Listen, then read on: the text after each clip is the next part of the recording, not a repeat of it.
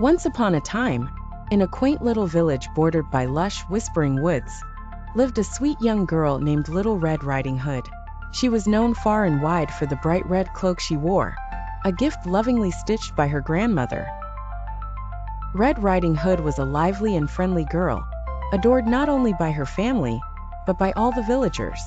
One sunny morning, Red Riding Hood's mother handed her a wicker basket filled with delicious treats to take to her granny.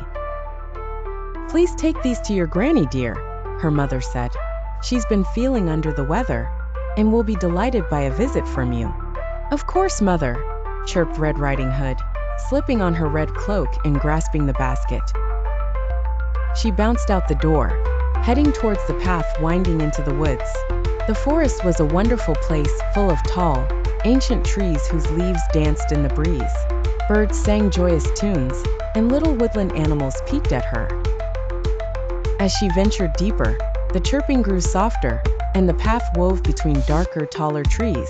It was then she met the wolf, sleek and sly, with eyes that gleamed like two golden coins. "Good morning, dear child," the wolf greeted. "Where are you heading on this fine day?" "To my granny's house beyond the hill," Red Riding Hood replied, innocence in her voice. The wolf's eyes flashed with cunning interest. "Is that so? Perhaps I might accompany you."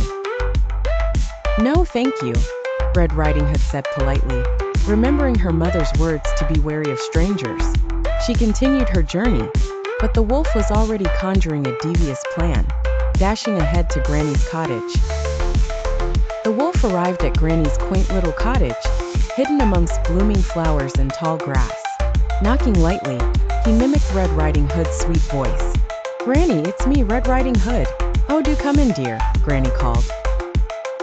With a swift movement, the wolf barged in, gobbling Granny up in one enormous gulp.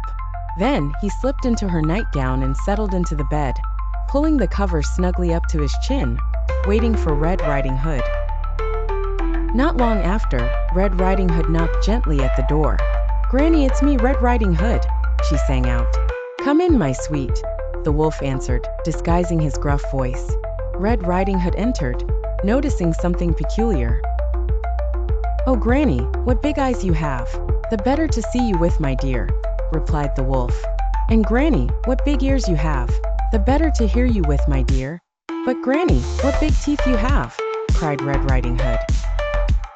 "The better to eat you with," roared the wolf, springing from the bed. Just as the wolf was about to pounce, a valiant woodsman, who had been chopping logs and heard the commotion, burst into the cottage, scaring the wolf away. The woodsman saved Red Riding Hood and her granny, who he was able to rescue from the wolf's belly.